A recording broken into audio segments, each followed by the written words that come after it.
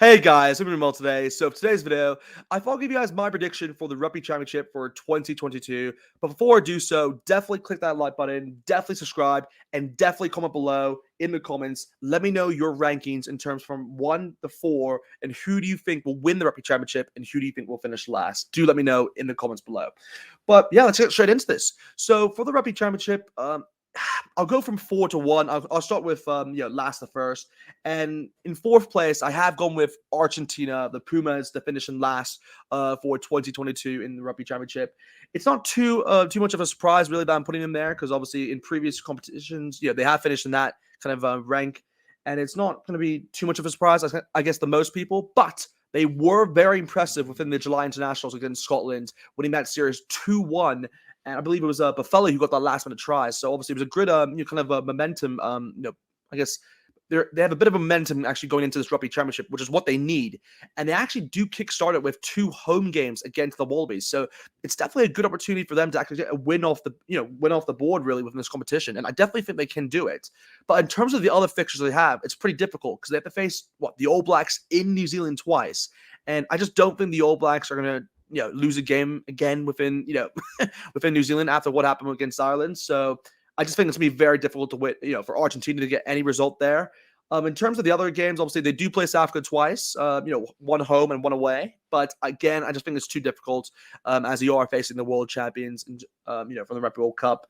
So, but you never know. Maybe they do it because obviously they have beaten the Springboks in the past. So we'll have to wait and see what happens there. But if I had to say 3 ones-watch players for this Pumas side, I definitely have to say, Buffeli, he's a great player, obviously, very instrumental towards how they do in terms of their attacking play. Another player I'd say is Marcus Klemmer, very good within the breakdown, of course, one of the loose forwards they have, and really just instrumental in terms of the momentum shifts, I'd say, for this Puma side and what we've seen within the past. But for the third choice player, I'd have to say Santiago Carreras, the number 10. He's really looking like, kind of an electrifying number 10, and has a lot of pace about him as well. So definitely a one-to-watch player, in my opinion.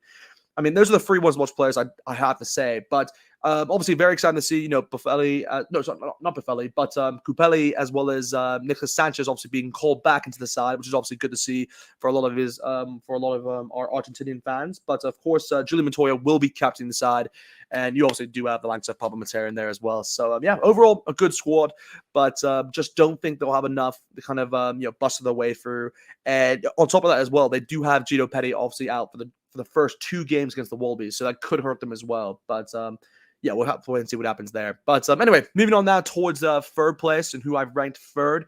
I was actually considering just for a teensy bit, maybe the AllBlacks here, just because, the dip in form and obviously maybe the fixture's not the best in terms of how, the fixture list they were given. But I feel I have to give the AllBlacks a bit of, kind of, just doubt in that sense. Not doubt, but like just kind of have to persevere with my prediction. And I've gone with the Wallabies, as you can see here, guys.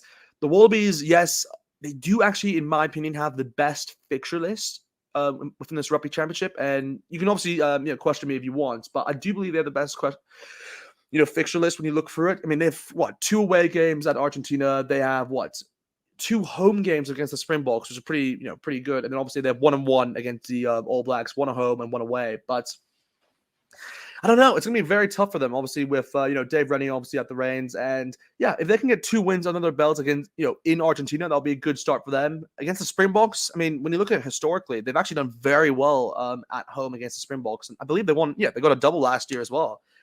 So they should be in good form, obviously, going into that kind of a matchup against the Springboks, because they have been pretty good in that sense. But against the AllBlacks, though, I do think it'll be a different level, just because in terms of looking back at history, the Wallabies haven't had as many good results against the AllBlacks, particularly in New Zealand. But in terms of the home fixture, though, it's definitely an opportunity for them to actually get a kind of a scalp win there. So really looking forward towards that game. But in terms of one-to-watch players for the Wallabies, if I had to say 3 players, I definitely have to say, Nola Seo. He was brilliant, in my opinion, for the Wallabies against England, and definitely stood out in terms of, taking on that 10 role in replace of, James O'Connor, as well as Quade Cooper. So definitely one for the future, in my opinion. For another position, I'd have to say, Hunter Basami, because obviously you don't have Karevi, who has actually got recently injured for the Wallabies, I believe, in the Commonwealth Games. We won't be seeing him anytime soon. But Hunter Basami, definitely think he's another good player and definitely one to keep an eye out for. But if the last player, I mean, I want to say someone within the forward pack. Maybe like Harry Wilson, Fraser McWright, Hooper. I mean, Hooper's always a once-to-watch player, so I'm not really going to go with him. Tom Banks is out, I believe, still. Tom Wright, Corbetty. Yeah, I'd say Corbetty.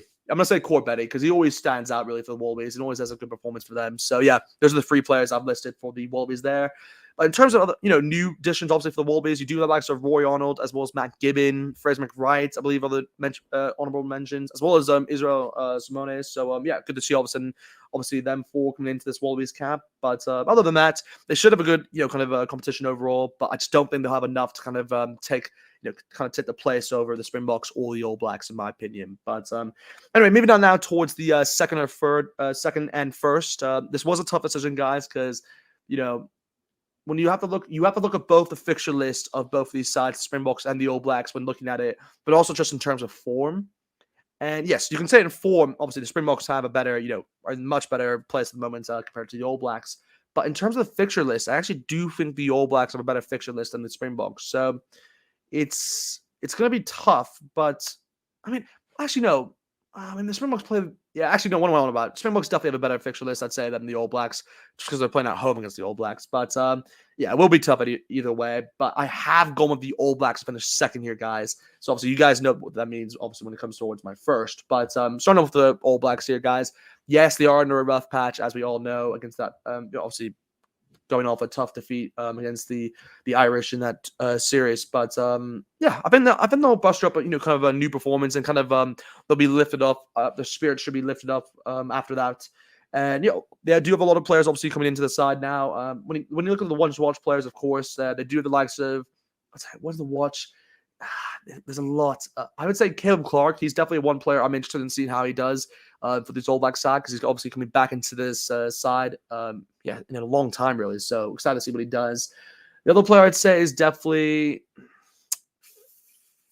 mean, you have to say Artur Sevilla. He's everywhere really for the All Blacks, so you got to go with him. And for the third position, I'm actually excited to see what Ethan de Groot can do because the All Blacks props has had a lot of kind of a.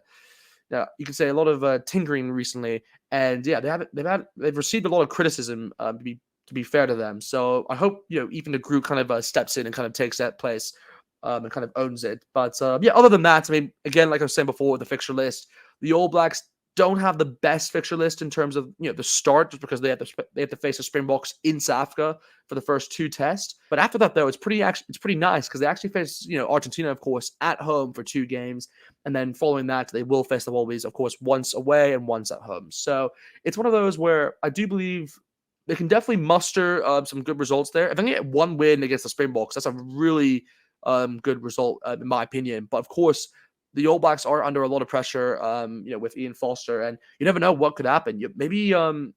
Imagine if like the Springboks win both the games against the All Blacks, what that could do to kind of the coaching setup maybe, and put a lot more doubt in terms of if Ian Foster is the right man in charge, and if that kind of puts the way obviously for Robinson to maybe take over. We'll have to wait and see, but.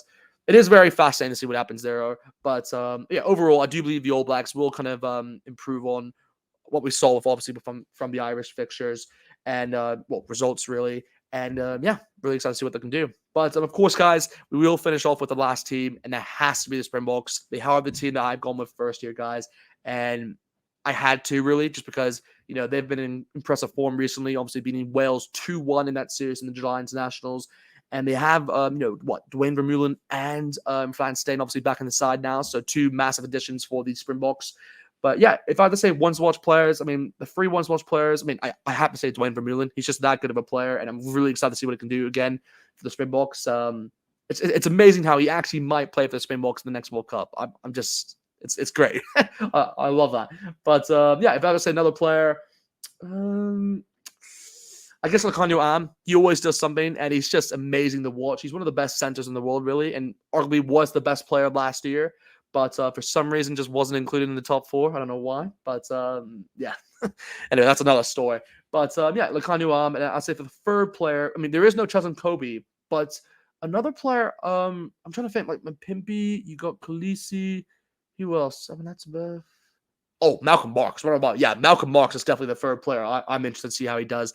always stands out for the Springboks and definitely should have a good run of games, in my opinion, because he's always very consistent. But yeah, of course, like I said beforehand, guys, for fixture list, Springboks have a very decent fixture list, in my opinion. Probably the second best, I'd say, in the competition.